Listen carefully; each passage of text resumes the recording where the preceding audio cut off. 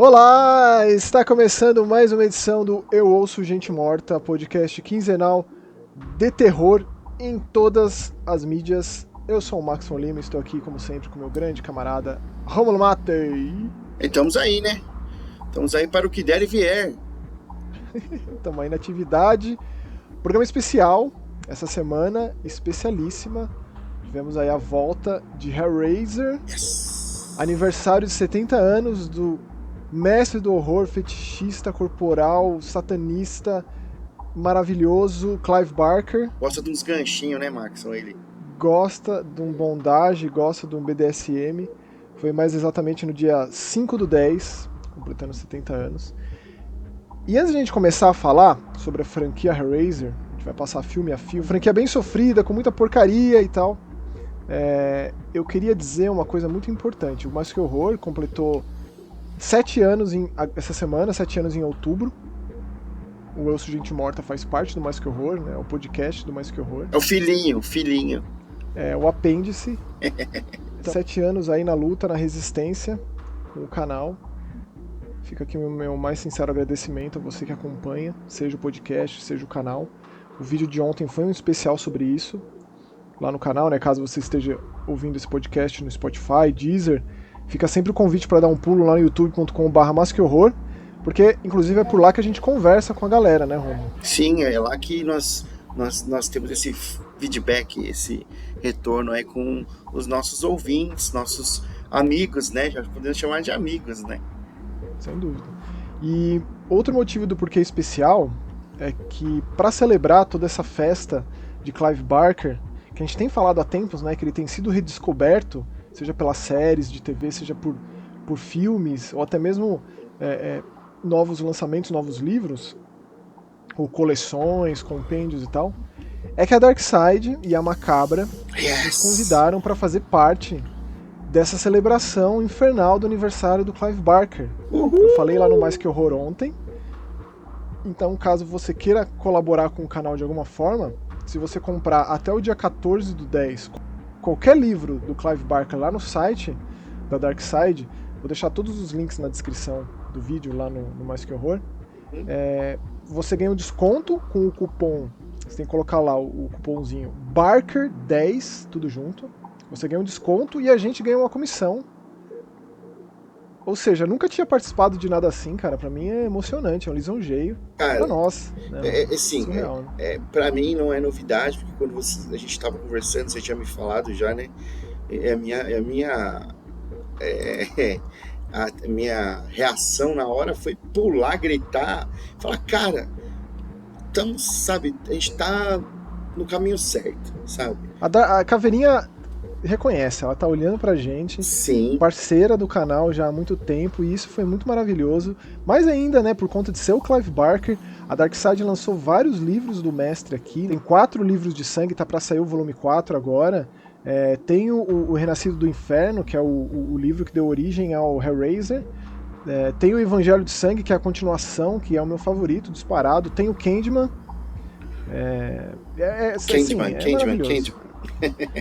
E tem mais uma coisa antes de a gente começar o programa, que é o seguinte. Tem mais? Olha, eu fazendo tem mais. Suspense. É tipo o que seria? Né? O que seria, Max? Ó, a gente vai fazer uma pergunta em algum momento aqui desse podcast, ou seja, você tem que ficar aqui com a gente até o final. Uhum.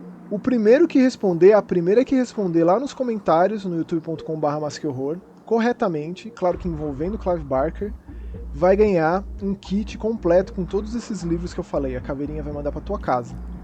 Ô, louco, vai mandar pra casa do nosso ouvinte? Ou seja, sem não é nada. sorteio, não é nada. O primeiro que responder corretamente lá nos comentários leva. Daí eu converso com a pessoa me passa o endereço. Seria mais fácil conseguir isso por DM no Twitter, etc. Mas a gente dá um jeito. O que importa é responder corretamente a pergunta que a gente vai fazer em algum momento do podcast. Isso é muito maravilhoso. Obrigado, Darkseid. Obrigado, Caveirinha, que mora nos nossos corações peludos e sombrios, assim. E gelado, coração gelado. Ó, uma notícia fresquinha que acabou de sair no Twitter do Jason Blum, o Midas do Terror. Antes de a gente começar a gravar, é o seguinte, ele anunciou que finalmente vão começar as filmagens do filme de Five Nights at Freddy's, que foi anunciado há muitos anos, do FNAF, vai começar ano que vem. Quem vai dirigir é a maravilhosa da Emma Temme. Se você não conhece essa mulher, recomendo ir atrás dos filmes dela. Ela fez um filme de western terror chamado Terra Assombrada, maravilhoso.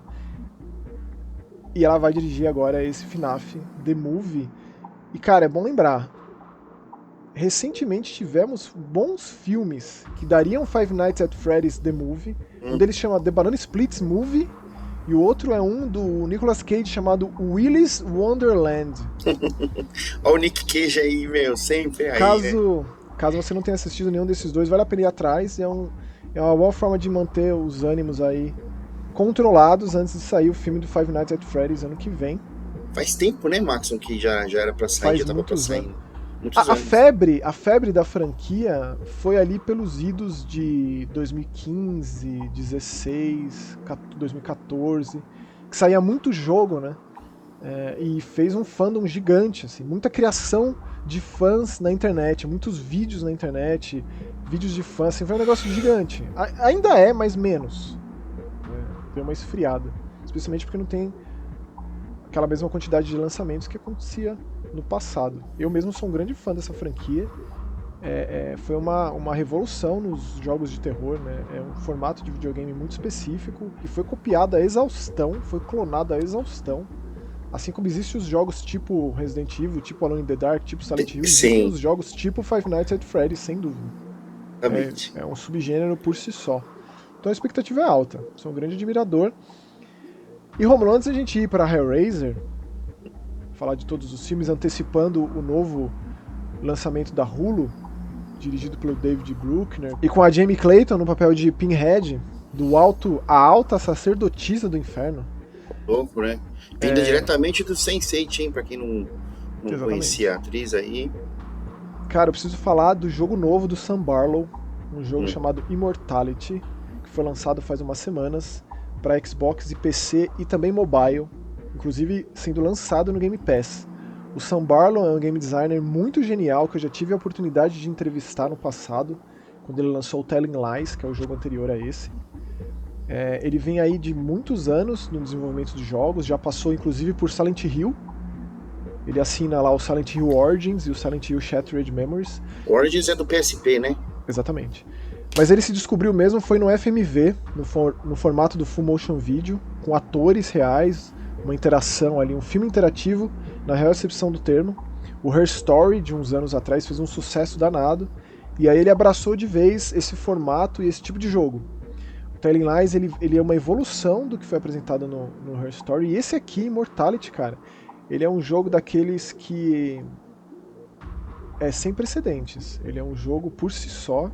Eu não joguei porque você sabe que eu não jogo jogo de PC e tal, mas eu vi o trailer que você mandou, eu li sobre o jogo e a ideia dele, pra mim, é sensacional, né? E o estilo dele de full motion, né, também, full motion video, que é um estilo que fez muito sucesso nos anos 90 ali no Sega CD. Era tido como o futuro da mídia, né? Hoje é como se fosse uma coisa de saudosista, né? É o vinil, vamos dizer assim, né? Dos jogos. Com certeza, e assim, o FMV, normalmente a gente tem atuações muito ruins, muito toscas, que que descamam pro lado da galhofa, né? Negócio... A abertura do Resident Evil, do primeiro.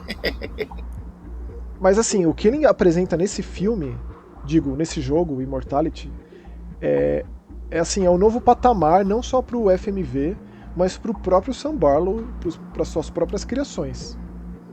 A história acompanha uma atriz em ascensão chamada Marissa Marcel, que ela atuou em 3 filmes, esses 3 filmes nunca foram lançados. Cara, a tela de press start do jogo já é diferente. Você já fica, eu já fiquei imerso na tela de press start, como ela se apresenta. E você descobre o gênero do jogo, você não sabe nem como categorizar ele muito bem. Conforme você vai jogando, você percebe e vai sentindo na pele que isso aqui é um terror do mais alto nível. Isso aqui é um terror nível Bruxa de Blair, assim, em termos do quão exponencial é, do quão revolucionário é. Não estou exagerando. É um point and click, né? Bem dizer assim, né? Cara, ele tem aquele formato de ROG, né, que a gente consegue... é como se estivesse operando uma moviola, que é um esquema antigo, que precede até mesmo a edição linear, a ilha de edição linear, né, que era a edição analógica. Eu tive a oportunidade de trabalhar com isso, acompanhar isso, depois passou para totalmente digitalizado, etc., né? Que é aquela coisa como se a gente estivesse analisando o celuloide. A gente tem que descobrir o que aconteceu com essa Marissa Marcel e tentar entender por que os filmes não foram lançados, qual que é a história dessa mulher. Não são só filmes, a gente tem entrevistas em programas de TV, tem comerciais de televisão também. Atrás das cenas, câmeras também, né? Making off, cenas de bastidores, tem um monte de coisa que a gente vai encaixando, e por mais que a gente fique perdido nessa moviola com vários negativos e celuloides ali, é uma imersão assim, cara, que é difícil parar de jogar e de comentar e de querer falar a respeito de Immortality.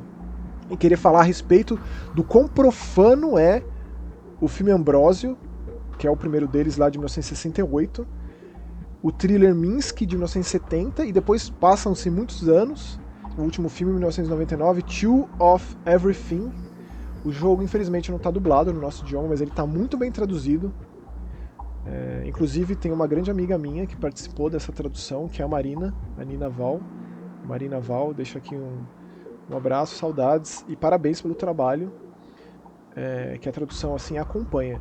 Então a gente consegue parar qualquer cena e com uma retícula que a gente aciona ali, interagir com qualquer objeto de cena, com qualquer pessoa.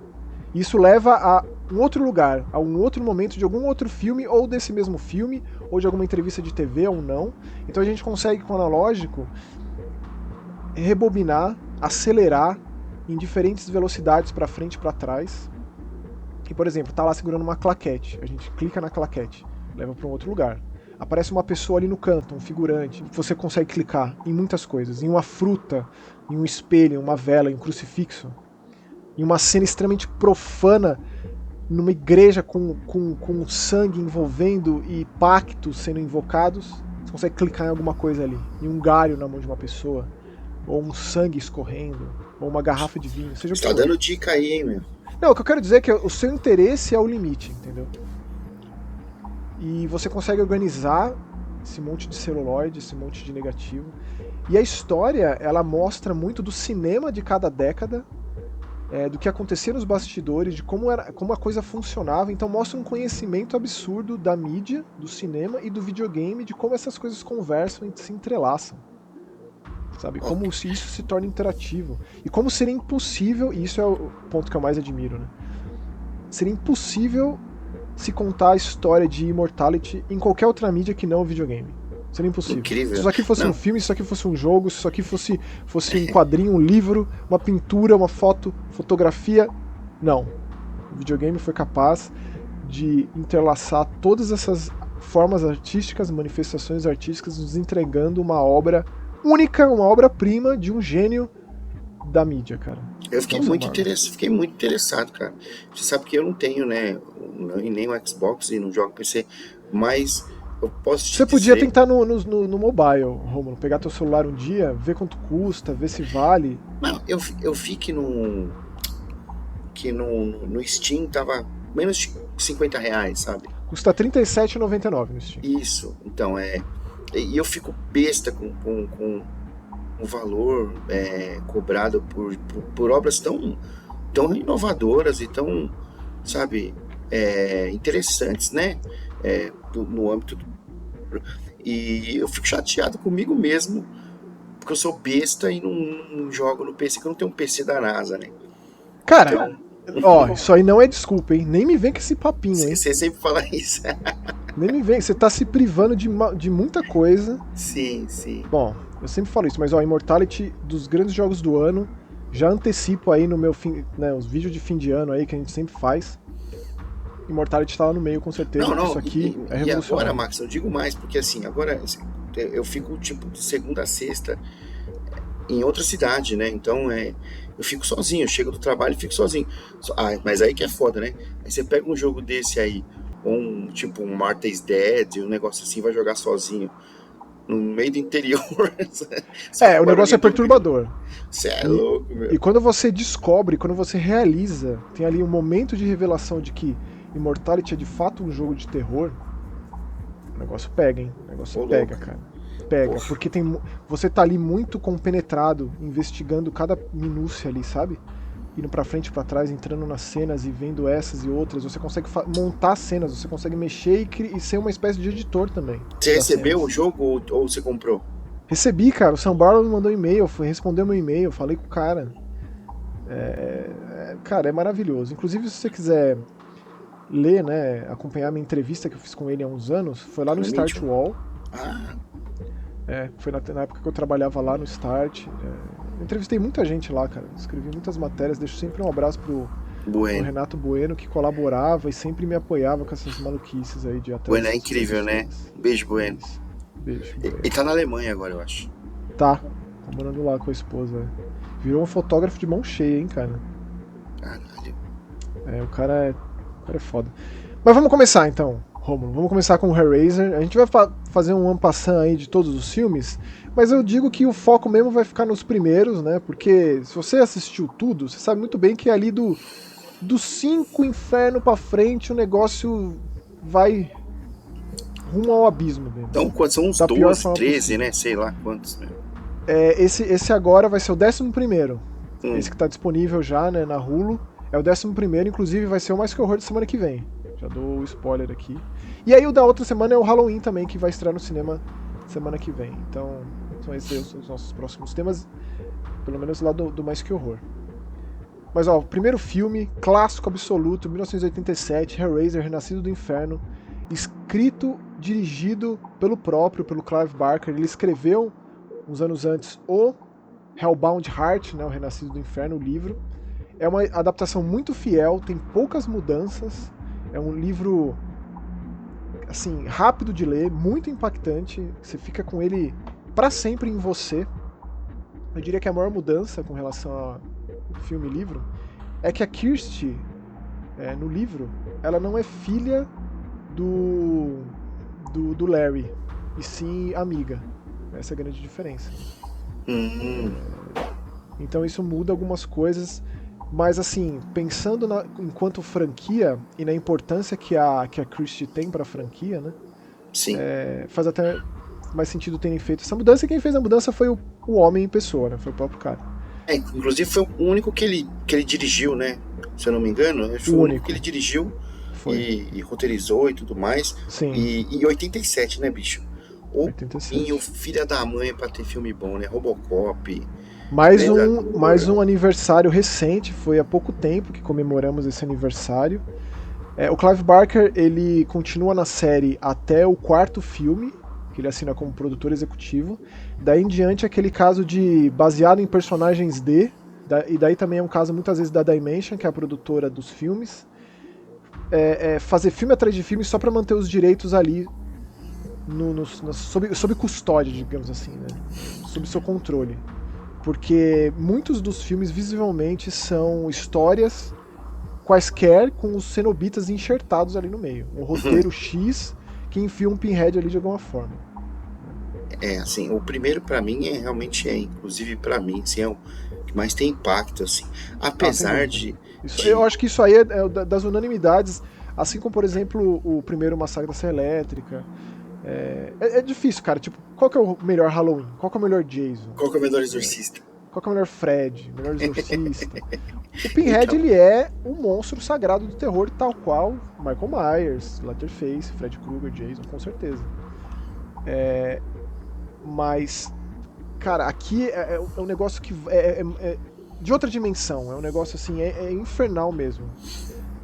Eu assisti aos monstros mascarados, né? Eu assisti de novo o primeiro esses dias aí, porque a gente ia gravar e tal, e nem os efeitozinhos meio toscos da época, aqueles efeitos de luz, eu acho que é charmoso, cara. É aquilo Sim, que a gente sempre fala, né? O terror, ele marca assim. a sua época, abraça o datado, porque ele é retrato do seu tempo, ele é uma fatia histórica ali, né? Em todos os sentidos. E a maquiagem, cara, desse filme é aquela coisa, né? Um cara atrás dos prazeres indizíveis, inalcançáveis, que ele chega até a configuração do Lamento, a Lament Configuration, a configuração de Le Marchand, a caixa de quebra-cabeças, que abre uma porta para o inferno. Literalmente, é isso que acontece. E assim, lendo, eu já li muitas, já vi muitas entrevistas do Clive Barker. Ele é um sujeito muito interessante, assim, muito peculiar, assim. E ele diz, né, que essa caixinha veio da infância dele, que tinha um tio que trazia brinquedos esquisitos e tinha essa caixa. E ele queria mudar o lance de desenhar um pentagrama no chão e sangue de virgem, etc. Ainda mais na época do Satanic Panic ali dos anos 80 nos Estados Unidos. Em especial, com certeza, né? O Hellraiser quebrou tudo isso e criou uma figura extremamente imponente, né, shakespeariana, o próprio Clive Barker diz. A maneira como o Doug Bradley, que é o ator que viveu o Pinhead, que inclusive o Clive Barker não gosta dessa alcunha, né? Ele era o cenobita líder, mas ele ficou tão famoso que os fãs criaram esse nome para ele, esse apelido para ele. Né? Um sumo No sacerdote. livro ele é o alto sacerdote da Ordem de Gash, o alto sacerdote infernal. O Evangelho de Sangue, que continua a história do cenobita, especialmente do Pinhead, foca muito nele, ele é sempre chamado de sacerdote do inferno. Essa é a alcunha dele. E os cenobitas são uma casta de demônios. Eles trabalham para justamente atender seres humanos em busca de prazeres impossíveis.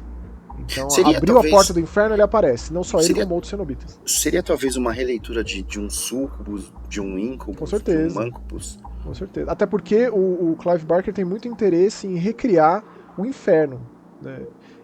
Se afastar da imagem medieval do inferno e criar o seu próprio. O Evangelho de Sangue é um livro que se passa no inferno. Baseado em sadomasoquismo. Nas boates que ele frequentava, nas suspensão boates de BDSM, corporal, body modification. Gancho, e couro, né? Tem muito isso de scarification, né? De você automutilação. Sim. Tem tudo isso nos visuais dos cenobitas. Né? Eles têm um visual muito impactante, muito marcante. Eu, criança, tinha muito medo do pôster do Pinhead na locadora. Tanto que Hellraiser eu fui assistir muito tempo depois. E é curioso, cara, porque o Fred Krueger é um visual muito agressivo também. Mas eu não tinha medo do Fred como eu tinha do Pinhead, cara, quando eu era moleque. O Pinhead me dava medo. Sem assistir o filme, só vendo o pôster. Ele segurando aquela caixa, sabe? Sim. Então a história é essa. Existe essa pessoa, o Frank, o tio Frank, que é um cara que vive na marginalidade, que procura esses prazeres, e isso acontece. Ele fica entre a vida e a morte, e aí o irmão dele volta a morar nessa casa onde ele abriu a caixa. Ele já praticava algumas coisas, alguns rituais, ele vivia meio que como você disse, na marginalidade ali. À margem da sociedade mesmo. Né? Sim, cara, e aí quando ele chega lá com a esposa, né? e a esposa que teve um caso com esse tio Frank no passado, inclusive quando eles casaram, né? E sempre... Sim. Porque eram dois irmãos bem diferentes. Um é o certinho e o outro é o bad boy ali. O cachorrão, vida louca. Exatamente. E ela nunca esqueceu esse cara. E ela também é uma personagem importante pra franquia, a Julia, né? Especialmente pro segundo filme. Assim, o segundo filme, o terceiro filme, eles expandem a origem, e aí nunca nos livros isso é revelado, né? Se os cenobitas foram uns de humanos, isso nunca foi importante pro Clive Barker, mas nos filmes eles exploraram isso. Tipo, a forma humana do Pinhead, como um general da Primeira Guerra Mundial, o Elliot Spencer, ou de outros personagens, a própria a Mãe das Tormentas, que é descreditada como Female Cenobite, que depois a gente conhece ela como Angelique, ou as origens da caixa, a gente no filme 4 lá que tem toda a bobageira espacial, mas volta lá no século 17, 18, mostrando o Philippe Le Marchand, que é o criador da caixa, que foi uma caixa encomendada por alguém que é também como Frank, só que da época. Então tem elementos interessantes, só que eu diria que do 5 pra frente é bem ruim, cara. É bem assim, histórias policiais, histórias de serial killer, qualquer coisinha ali. Aí tem até um MMO de Hellraiser, cara, sabe? Tipo, que um moleque se mata depois de jogar. E aí tem o Scott Derrickson, que dirigiu o Hellraiser Inferno, sempre bom pontuar, que recentemente nos presenteou com o Telefone Preto, pra mim, dos grandes filmes de terror do ano. Você tem ali no Hellraiser 8, o Mundo do Inferno, ninguém menos que o Lance Henriksen, o Bishop do Alien, o camarada lá do Millennium. Ele tá lá naquela bagaceira de filme, cara, precisando pagar as contas, atuando num filme porcaria, inclusive esse... Quem do Millennium? É o Black do Millennium? O Bishop, do Alien. Ele tá lá, É bem ruim, cara. E ele é o cara que organiza uma festa lá. E aí eles colocam envolvendo o Leviatã, né? Porque a gente sabe que depois no segundo filme especial que os cenobitas eles servem Leviatã. Inclusive tem até aquela cena do labirinto dos cenobitas, né? Quando se abre o inferno. Sim, só voltando rapidinho, a gente tá falando do Millennium da série do Chris Carter, né? Do criador do Arquivo X. Não do Homem que Odiava as Mulheres, né? Não. Aquela série que foi proibida porque começou a revelar muitos segredos do governo. Dizem, né? Meu Deus. Mas uma coisa que eu quero pontuar dos filmes pós O Que Importa, que é o Renascido do Inferno, o Renascido das Trevas, Inferno na Terra. Tipo, eu ainda acho que os 4 primeiros têm pontos, sabe? Tem uma cena clássica no Inferno na Terra, no terceiro, que o Pinhead invade uma igreja e ele tira os pregos da cabeça e coloca na mão e imita Cristo, num altar extremamente profano. Isso é fudido mesmo. Mas assim, são pontuais os momentos, cara. São filmes de medíocre pra baixo, assim, mas tem momentos bons, muito bons. É que um camarada chamado Gary J. Tunnicliffe, que ele começou a trabalhar nos efeitos especiais da série a partir do terceiro, e ele ficou na série até o final, até o 10º filme, ele dirigiu, escreveu e atuou e também fez a maquiagem, os efeitos práticos do Hellraiser Judgment, que seria o 10º filme depois daquele que eu considero um dos piores filmes que eu já assisti, que é o Hellraiser 9, o Revelações, que é o primeiro que não tem o Doug Bradley como Pinhead. Que é aquele found footage dos 2 camaradas que vão no México e acham uma caixa lá. Horrível, um dos piores filmes que eu já vi, com certeza, assim. E esse Hellraiser Judgment, inclusive, é um dos vídeos mais assistidos lá do Mais Que Horror. Tem muitos comentários lá. E eu acho um filme muito curioso, vale a pena. Ele baixo orçamento, ele cria, além dos cenobitas, uma outra casta de demônios que julgam as pessoas, os pecadores. E eu acho bem interessante assistir. Você aí que perdeu a esperança no meio do caminho, assistindo Hellraiser Inferno, Caçador do Inferno, Retorno dos Mortos. É um pior que o outro. O negócio é tão baixo nível que chega até o ponto de ter uma sessão de acupuntura que o Pinhead aparece, cara. Tipo. Eu não sei se é. Tipo, um camarada chamado Rick Botta, que é o diretor de grande parte dos piores filmes da franquia, a citar o 6, o 7, o 8. Cara, é triste. Hellraiser é uma franquia triste. Por isso mesmo que as expectativas estão altas para esse novo Hellraiser da Hulu, né? É engraçado, Maxon, que eu faço um pouco um paralelo com um filme com tantas versões, né?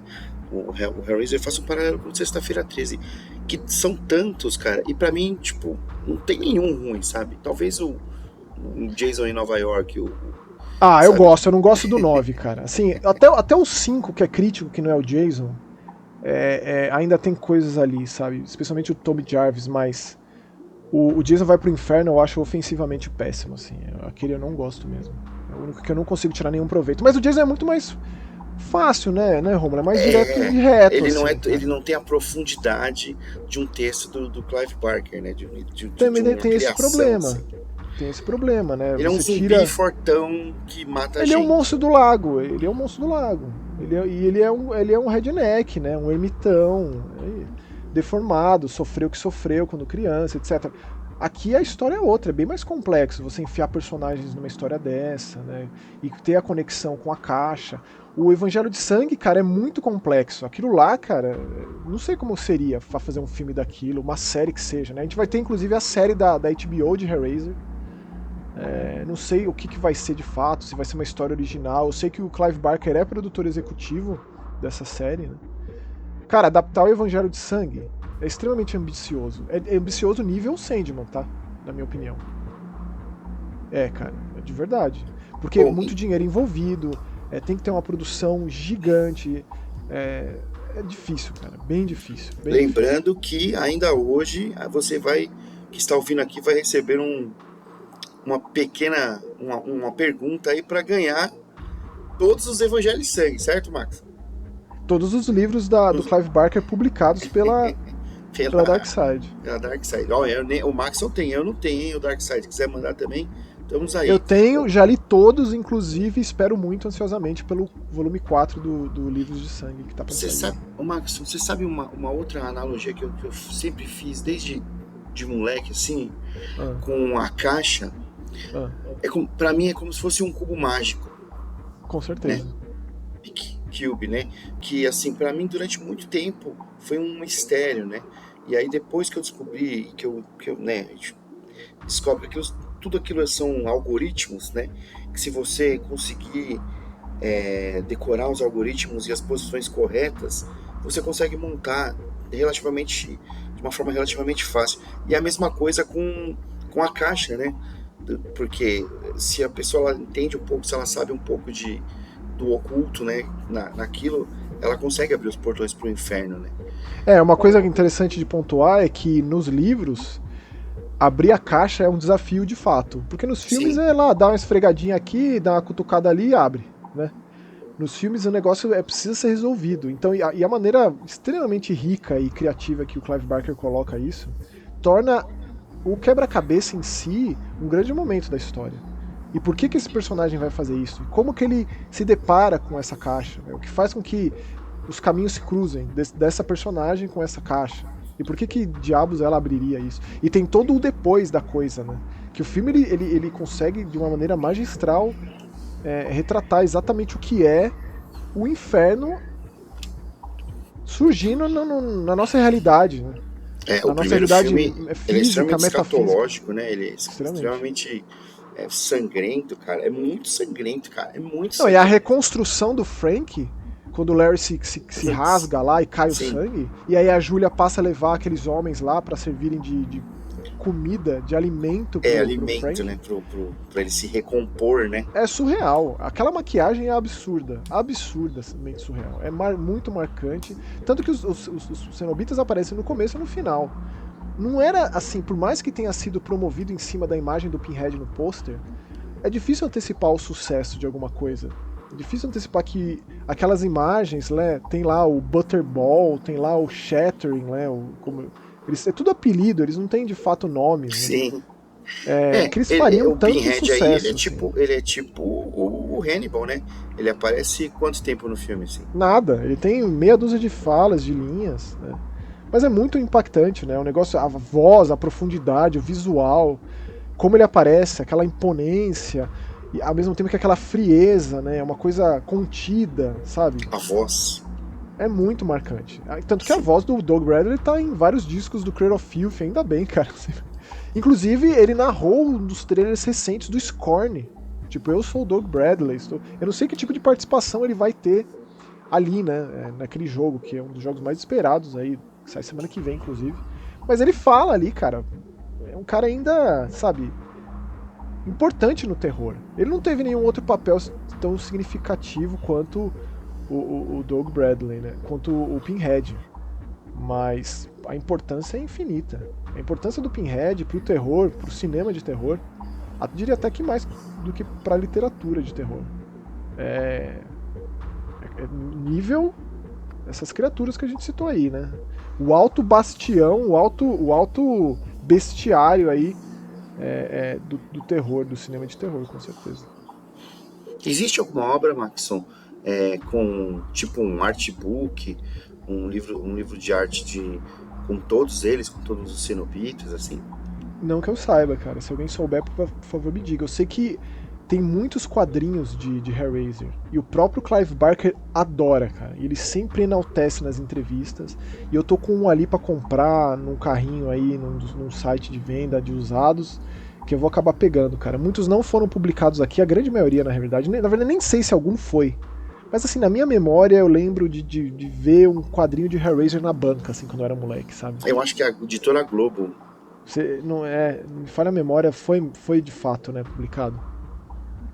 Mas aí fica o convite pros nossos camaradas aí que nos ouvem pra discorrer um pouco de Hellraiser, o que é na tua vida, qual que é o significado dessa franquia, se leram os livros, se gostam do Clive Barker ou de outras obras. Quais são os seus obras, preferidos, né? O Clive Barker é um artista renascentista, multifacetado, artista plástico, pintor, participou de vários jogos de videogame, assinou jogo de videogame, É um cara incrível, 70 anos e o cara continua aí na atividade, sabe? Tem uma curiosidade, Max, sobre ele, que eu vendo em algumas trivias, e a gente até comentou, inclusive ia ser uma das perguntas, essa ia ser uma pergunta, né? Depois a gente decidiu fazer outra pergunta, que o cara, ele tem fobia a sangue, cara, ele até desmaia se tiver surreal, né?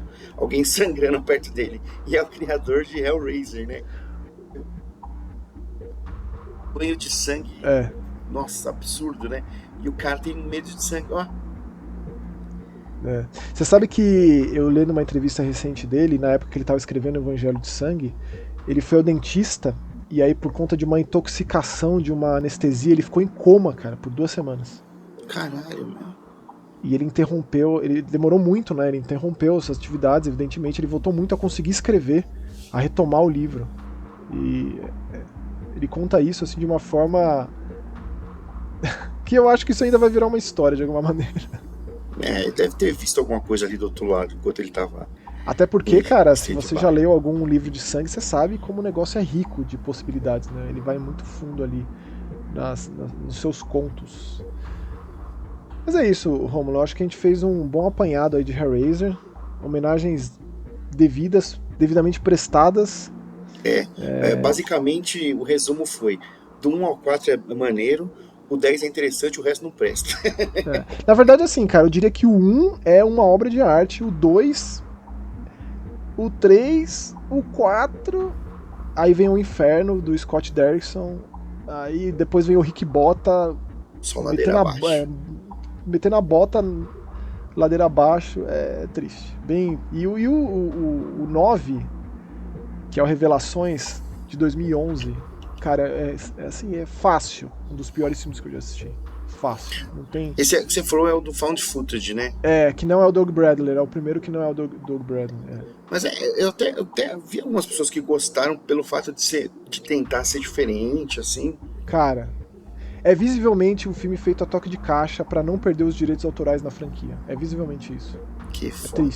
É triste. Feito assim, num final de semana, é muito deprê, assim. E leva o nome Hellraiser, não tem condições. É inaceitável isso, na minha opinião, é inaceitável. E um ponto importante de lembrar. A Kirsty, ela volta em um outro filme da franquia. E eu acho que é totalmente patético o jeito que usam ela, cara, mais pra frente, em outro filme.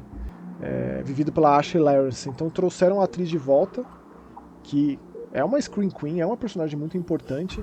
Eu espero que um dia a gente possa controlar ela no Dead by Daylight, porque a gente tem lá o Cenobita, o Pinhead, como um dos assassinos, porém não tem a Ashley Lawrence, a Kirsty, como sobrevivente, infelizmente.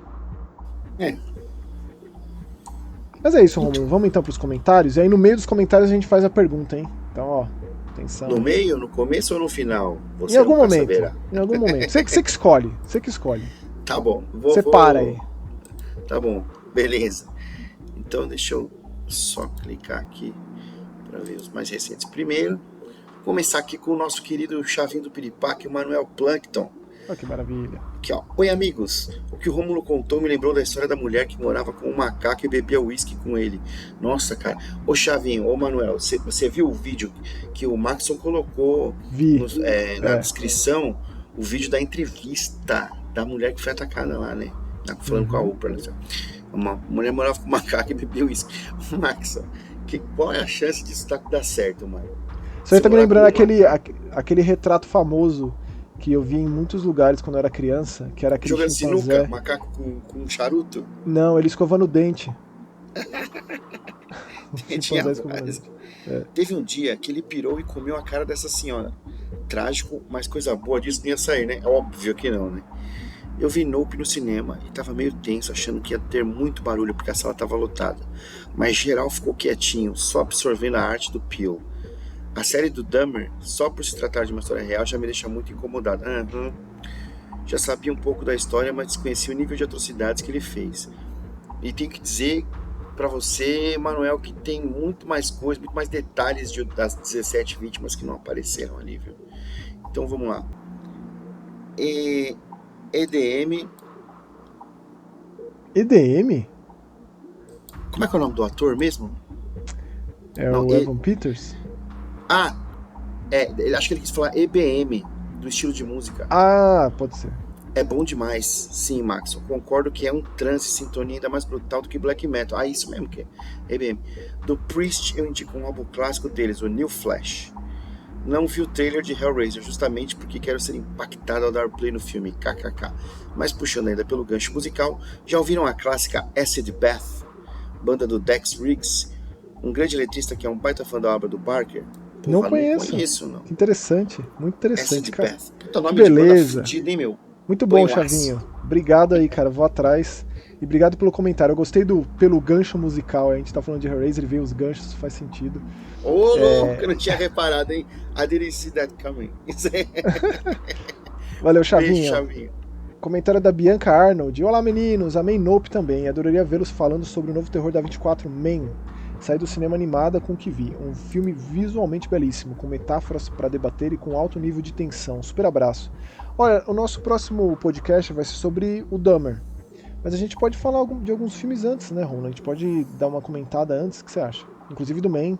Com certeza, a gente já falou. A Orphan 2, a gente pode falar de vários, né? A gente já falou um pouco aqui sobre o Man, assim, mas só passando, assim, não nos aprofundamos. Assim. Então, Bianca, no próximo a gente comenta. Isso aí. Então é isso, Bianca. Um abração pra você, um beijão pra você. Beijo, Bianca. Obrigado pelo comentário. Ó, chegando mais pelas águas aqui tortuosas, o Sick Shark Dope aqui, ó. Nhack, The Oscar Goes to Nhack. Jordan Peele é fera demais. Fera é você, Sick Shark. Segue somando acertos. Esse filme me deu uma vibe Spielberg. Caralho, eu não tinha pensado nisso, hein? Pô, mas a gente comentou disso. Era o objetivo, trazer o cinemão de volta, o cinemão que o Spielberg criou, né? O filme de verão, os grandes lançamentos, de que Tubarão foi o primeirão de todos. Mas assim, acho que não sei se a gente não falou o nome Spielberg, assim, que deu um gatilhozinho aqui em mim agora. Aqui, ó. Só que com camadas por trás das camadas, exatamente. Isso é. A criatura regurgitando e emitindo os últimos sons de agonia dos seres que absorveu é bem assustador. A engenharia de som desse filme é primorosa. A cena que o bicho usa a casa de latrina pra mim, dos grandes momentos de terror do ano. Fácil. Sim. Gostei de saber que o Nick Cage está de alguma forma no filme. E a curiosidade que o Romulo trouxe sobre o caso real do acidente com o macaco, eu fiquei em choque. Grande parcela da culpa é do próprio ser humano. Grande não, né, Sick Shark? O macaco tava lá de boa. Total. Entendeu? Não é completamente a culpa do ser humano. Só acho tudo muito triste, igual vimos no filme.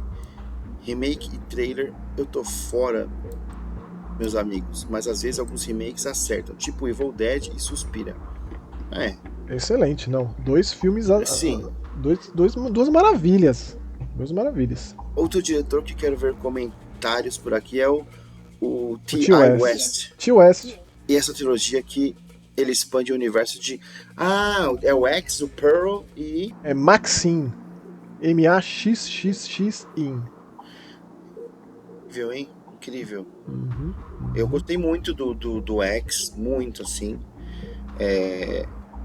Eu gostei menos do que eu gostaria. Tipo, é um caso semelhante ao do Man. São filmes de diretores cineastas que eu gosto muito. E dada a obra passada, gera expectativas e não foram correspondidas. Não são filmes ruins, longe disso. Mas eu diria que são os seus filmes mais fracos. Tanto do T. West com o X, quanto do Alex Garland com o Man. Bom, eu gostei de ambos e consegui, só para falar rapidinho do Man, eu consegui terminar de ver o filme por ser homem. Eu acho que se eu fosse mulher, talvez eu não conseguisse terminar de ver o filme. E uma coisa, eu sou muito fã da Mia Goth, que é a protagonista do X. E quanto mais papéis de destaque essa mulher foi recebendo, eu sou sempre a favor. E eu pretendo assistir de novo o X antes de sair o Pearl. Porque quando eu vi o trailer do Pearl, eu gostei tanto que eu falei, cara, não é possível, eu vou assistir de novo o X. Não é possível. Vai ver com outros olhos agora, né? Pode ser outra experiência. E Sick Shark, muito obrigado pelo comentário, cara. É sempre um prazer recebê-lo aqui. Beijo, mais fera. Você é demais. Podcast. Você que é o fera. E lá vem o Raul Vinícius, que também tá sempre por aqui com a gente. Prazer recebê-lo aqui, Raul. Olá, meus amigos, muito obrigado por elevar Nope no meu conceito com todas essas informações extras que vocês trouxeram. Uma perguntinha rápida sobre opiniões se vocês já assistiram esses filmes que vou citar. Speak No Evil, brutal, sem necessidade, gostamos assim. Curti o filme, curti especialmente o final, mas eu Gostei, acho que você amou tem o final, momentos né? ali... o final, o grande lance do filme pra mim, eu não gostei de muita coisa nele. Meg e a transformação com o grande Arnold Schwarzenegger e a Abigail Breslin, gosto muito. Filme de zumbi muito bom. Filme que o Arnold chorou, inclusive. Esse é meio furreca, discordo completamente, cara. É um filme de zumbi totalmente não convencional. O Presente, de deixar tá protegendo tudo a menina, né? Também gosto muito do Presente, porque ele é um filme de terror, escrito, dirigido e protagonizado por um cara que eu gosto muito, que nem sempre tem destaque, que é o Joel Edgerton. Presente é aquele que o cara chega... Tipo, ele é amigo do cara do passado, e ele volta, ele chega e começa com a se intrometer. Lá. Cara, e a Rebecca Hall, eu amo essa mulher. Amo essa mulher, assim. Pra mim, ela protagoniza um dos grandes filmes do ano, dos últimos anos, que é o Resurrection. Se você não assistiu, por favor, vá atrás. Mas o The Gift, o Presente, assisti no cinema. Os 3 que ele falou, os 4, né? Três. Speak No Evil, Meg e o Presente. Gosto dos 3. PS, obrigado pela indicação de Rush, A Morte Ouve, achei sensacional. Abraços. Falando nisso, Raul, vai sair logo mais a série nova do Mike Flanagan, né? Marido da protagonista do Rush. O Clube da Meia-Noite. Não, a parceria dos dois, cara, pra mim, assim, é das grandes parcerias do terror. Mike Flanagan com a Kate Siegel, uma grande atriz, fantástica, inclusive, ó, uma curiosidade importante, um ponto importante. O Rush é escrito pelo Mike Flanagan junto com a Kate Siegel. Eles escreveram juntos. Então é uma parceria que vai fundo no negócio. Outra parceria que eu acho foda é a do cara do Pony Masher lá. Ele e a esposa dele, que fazia os curtas lá. Com certeza. Que depois ele fez o Lights Out, né? Fez o filme do Lights Out. Ele dirigia, ela atuava, né? Infelizmente ele foi pros filmes de herói, né? Fez o Shazam lá e agora eu acho que não tem mais volta. Obrigado, Raul, pelo comentário. Prazer recebê-lo. Um abração, Raul. O próximo é o Riei Uramesh aqui, ó. Abraço, galera. Para mim, Corra ainda tá em primeiro na filmografia. Acho um filme mais constante nos 3 atos, enquanto os outros já acho que possuem excelentes começos, mas deixam a desejar nos finais. Uma espécie supostamente superior aos terráqueos ser derrotada pelo balão de Querito não me desceu. Eu achei sensacional. PS. Minha experiência assistindo Man foi 1000 vezes melhor e mais aterradora. O mendigo pelado na janela como voyeur me causou um medo absurdo pela protagonista. Olha, vou falar um negócio, cara. Eu gosto muito, muito, muito, muito, muito do ator, que basicamente interpreta todo mundo aí, né? Que é o Rory Kinnear, que é o camarada ele faz o monstro de Frankenstein no Penny Dreadful, né? Eu vou assistir de novo esse filme, cara. Não é possível. Eu falei pra algumas pessoas que eu não gostei. Teve amigo meu que ficou indignado, assim. Como não gostou, não sei o quê. Eu vou assistir de novo. Tem muito isso, cara. Tem um grande filme, um filme que eu gosto muito, chamado Birth. Eu acho que esqueci o nome em português. É do Jonathan Glazer, Reencarnação, com a Nicole Kidman. Eu lembro que eu assisti a primeira vez, não gostei. Até que um camarada meu chegou, assiste de novo. Vai com calma, não é possível. Hoje em dia eu acho uma obra de arte, mas eu tive que assistir mais de uma vez. Às vezes, Max, é o momento que a gente assiste, entende? Com certeza. Às vezes é o momento, a gente não tá naquela vibe, naquela mesma sintonia. E às vezes, quando você vai de novo, alguma coisa já mudou, você já tem alguma informação a mais, e aquela obra que você não gostou tanto, ela acaba tendo um outro significado. Por isso que quando eu gosto muito, muito, muito de uma obra, eu evito assistir. Porque também tem um efeito contrário. Porque se eu gostei muito, eu posso rever e talvez eu não goste tanto, entende? Uhum, faz sentido. Mas ó, já que você falou de momentos, eu acho que é um bom momento agora, hein, Romulo? Opa! Não é não? Bom momento, chegou a hora, hein? Chegou a hora. Você que tá esperando desde o começo aí do programa aí, e ávido para ganhar Pô, filme é filmografia. Livro é o quê? Obra. Vida a obra publicada pela Dark Side Books aí, do Clive Barker aí. você tem sempre apenas ser o primeiro cara a dar a resposta correta no comentários aí. No comentário, ó, vamos deixar bem claro, Romulo. Então vai ser o seguinte, né? Este podcast que você tá ouvindo, seja lá onde for, Deezer, Spotify, sei lá. Esse podcast está em forma de vídeo lá no youtube.com/masquehorror. Tá lá. É lá que a gente lê esses comentários, é lá que a gente conversa com o pessoal, que a gente sempre tenta levar o pessoal pra lá pra gente, né, ter essa conversa e tal. É o Eu Ouço Gente Morta, número 42. Exatamente. Que tem um nome maravilhoso de Demônios para alguns, Anjos para outros, que são as aspas célebres do Pinhead. Então é exatamente ali que você tem que responder. A primeira pessoa que responder isso corretamente, leva. Tipo, é isso, não é promoção, não é sorteio. Não é o first lá. É a primeira pessoa que responder isso. E a pergunta é, rufem os tambores. Diga aí. Qual o nome do conto, o nome original do conto, ou seja, o nome em inglês, do conto do Clive Barker que deu origem à franquia Candyman? É isso. Pronto. Responde isso, levou. Primeira pessoa que responder lá, vou entrar em contato com você de alguma forma e você me passa seu endereço e aí a Caveirinha vai mandar pra você toda a obra do Clive Barker publicada por ela. É basicamente isso. É isso aí. Como que você pode entrar em contato com o Maxon? No Twitter, @MaxonLima. Isso, @MaxonLima. Ali a gente conversa via DM. Ou você manda pra mim também, se quiser, @Romulomata e me segue lá também. Isso. Inclusive na descrição desse vídeo, excepcionalmente, a gente vai colocar nossos endereços de Twitter lá, que é uma coisa que a gente pode começar a pôr sempre, né, Romulo? Sim. Nossas redes sociais na descrição do vídeo, né? Então, é isso. E obrigado, Riei, pelo comentário. Pegar o comentário agora do Flowglass, que diz: mais um podcast maravilhoso como sempre. Pô, Flowglass. Que lindo ler isso, fico emocionado. Acompanho o Maximum desde os primórdios do Mais Que Horror e devo muito por tudo que aprendi. Pô, eu vou chorar, cara. A lagriminha escorre. Comecei a me interessar e ver o cinema de uma outra forma. Obrigado por serem a melhor companhia do meu trabalho. Cara, olha esse comentário. Tá. É muito carinho, cara. É muito amor num comentário só, bicho. Nossa. E é isso. Pô, coraçãozinho que você escreveu aqui, que você colocou, eu te desejo 1 milhão a mais, Flores. Você é o cara, bicho. Que beleza. Fez o Max ficar emocionado. Tô embargando, sabe, nó na garganta aqui. Ai, cara. Aqui, ó. Tem o Black Phillip aqui, meu. É, o Renan, The Sith Lord. Ó, cara, é Lord Sith. Que medo. O bicho é brabo, hein? Vamos lá. Fala, Maxon e Romulo. Ordem dos filmes que eu mais gosto do Peel. Nossa, quase que eu li Pelé, mano. Meu Deus. Vamos lá. 1. Corra. 2. Nope. 3. Us. O nosso foi... O primeiro foi o... Nossa. O Us, depois o Nope, depois o Corra, né? É isso mesmo. Tipo, esse é ao contrário. Do Renan ao contrário. Só no mundo do meio. Então vamos lá. Eu saí do cinema gostando do filme, mas sem saber se tinha entendido as coisas.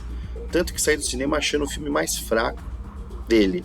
Mas como deixei no ranking ali, ele subiu. Porém, conforme fui pensando e pesquisando mais sobre o filme, ele foi crescendo e cada vez mais gosto dele. O monstro, no caso batizado de Jean Jacket, me lembrou muito um anjo de Evangelion. Puta, com certeza. Principalmente após a transformação. E por ter uma referência a Akira, sim, o Pio gosta muito de animes. Ali no fim, com a moto derrapando. Nossa, mano. Nunca pensaria nisso, Renan. Era assim, o Caneta ali, mano, derrapando a moto, velho. Não tinha pensado nisso. Nossa, acho que, com certeza, acho que pode ter servido de inspiração na hora da criação do UFO. Outra coisa fantástica foi ter feito o monstro ser a nave. Sim. A criatura em si é muito original, com certeza. Você viu que tem aqueles posters também, que tá todo mundo do filme tá olhando pra cima, e o personagem do Glenn do Walking Dead, mano. Uhum. Ele tá com chapéu, o único que tá com chapéu. Só que na verdade não é um chapéu, é a nave. Rapaz, que medo. Meu, então ali que atrás. Incrível, hein? Então, outra coisa fantástica foi ele ter feito o monstro na nave. Baita criatividade. E inesperado pra gente que está assistindo, com certeza. Valeu pelo papo, sempre muito legal. Porque você pensa, é um ser extraterrestre que tá dentro da nave. Não. Não. É uma coisa, bicho. Seja lá do que for, não deve ser cadeia de carbono, mas sei lá, cara, sei lá, é uma forma de vida, é isso, é um ser, é uma Sim, criatura. é um UFO. É. É um Unknown Flying Object. Né? É um OVNI. Então. Digo, não é um OVNI. Porque não é um objeto. Então é um. Não é um UFO também, porque não é um objeto. É um UFB. É tipo. É um Unknown Flying Being. Tipo um ser voador não identificado. Eu pensei que você ia falar Unidentified Flying Bitch.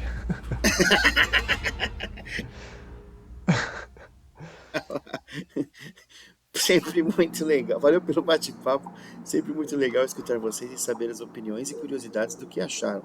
Sucesso sempre. Pô, sucesso a gente tem aqui só de você estar comentando aqui, meu. Ô Renan, volte mais vezes, cara. Comente mais com a gente aqui, pô. Fiquei feliz com o teu comentário. Quem sabe não é você que vai ganhar o piruliro aí, o negócio doideiro aí. Meu amigo, bora lá. Próximo comentário, Leandro Souza. Gostei de Man. Mesmo sendo extremamente woke. Woke? Você sabe que não entendi. O que quer dizer isso? O que significa isso? Eu vou abrir aqui.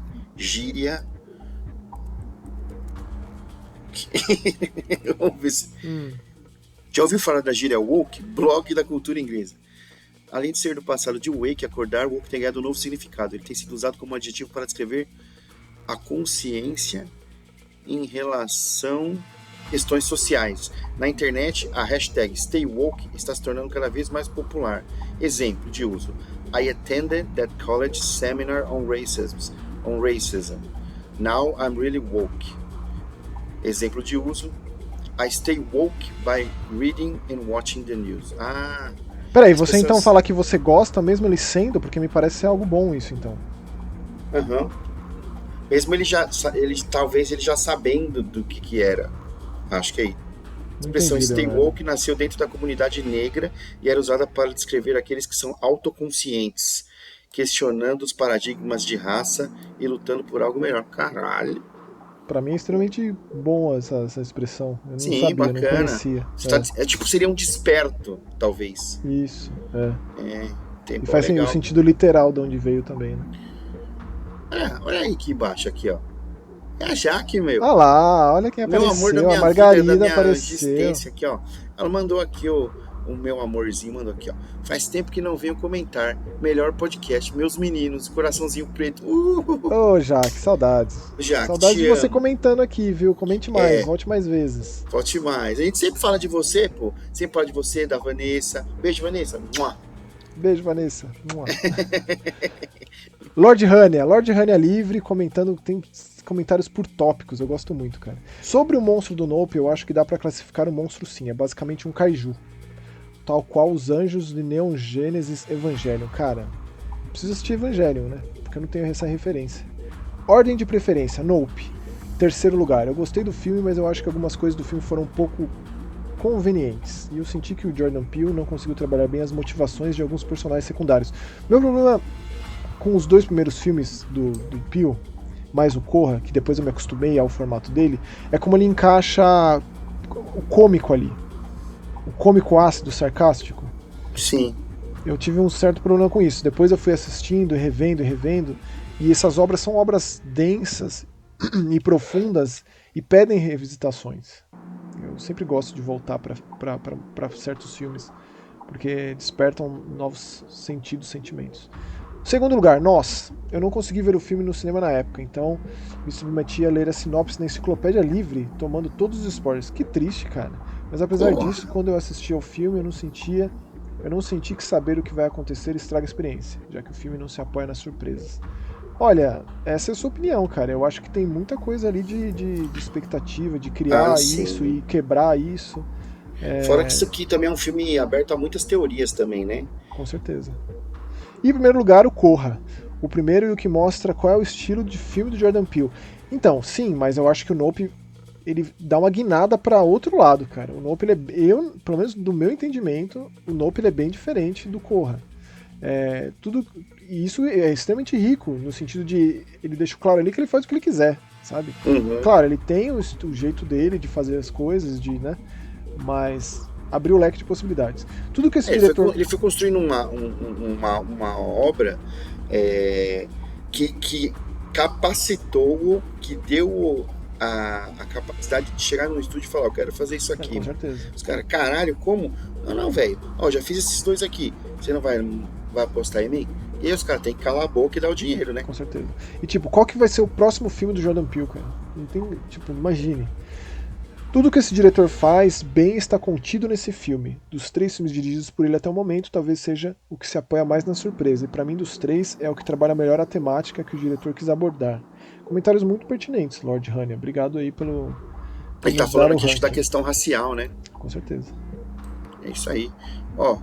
O Marcos André aqui, que ele colocou um preconceito, não tem lógica no nome dele aqui também. Pô, legal.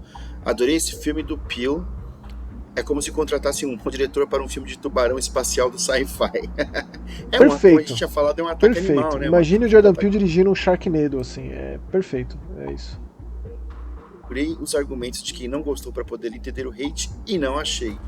Nem soube que teve hate, cara. Não sabia. Eu vivo numa bolha mesmo, né? Não soube que o negócio foi brabo nesse sentido. E pra fechar, o comentário do Chris. Chris, saudades de você já, cara. Concordo com o comentário que fizeram que o Maxson tem uma voz aveludada. Eu não acho, cara. Eu acho que minha voz é muito pra dentro. Eu não consigo prostrar minha voz, sabe? Projetar. Eu já falei que eu não vou te entregar, mas você já usou essa voz aí, entendeu? Não vou entregar. Mas... a Vanessa sabe que a Vanessa é da antiga também. A Vanessa não tá aqui pra me deixar mentir. Deixa eu continuar o comentário. Vai lá. Obrigado. Darkseid, olha a chance que vocês estão perdendo de lançar audiobooks infantis das obras originais dos irmãos Grimm, narrados pelo Maxson. Olha isso, Cris. É a oportunidade de traumatizar toda uma geração. Aliás, demorou pra você abusar da sua posição e se escalar pra dublar os personagens de jogos mesmos que são os NPCs. Adoraria isso. Preciso ser ator, né, Cris? Precisava fazer curso de atuação, precisava, né? E isso é uma coisa que eu nunca vou fazer, porque eu sou extremamente envergonhado, introvertido, e é isso. Não existe essa possibilidade. E lindo. Ai, meu Deus. Cris, obrigado pelo comentário. Rômulo, obrigado pelo elogio. E, cara, espero que vocês tenham gostado desse episódio, que foi um especial do Clive Barker, um especial Hellraiser, um especial Darkseid, Macabra. Patrocinado pela Darkseid aí, hein, galera. Darkseid, a caveirinha não só nos notou, como ela gosta da gente. Então foi especialíssimo. E fica também o convite para vocês irem lá no Mais Que Horror e assistirem o especial de 7 anos do canal.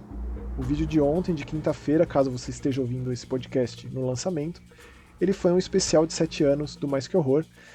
E muito obrigado por vocês que chegaram até aqui. Nos encontramos no próximo podcast. É isso aí, valeu, tchau! Até mais, galera!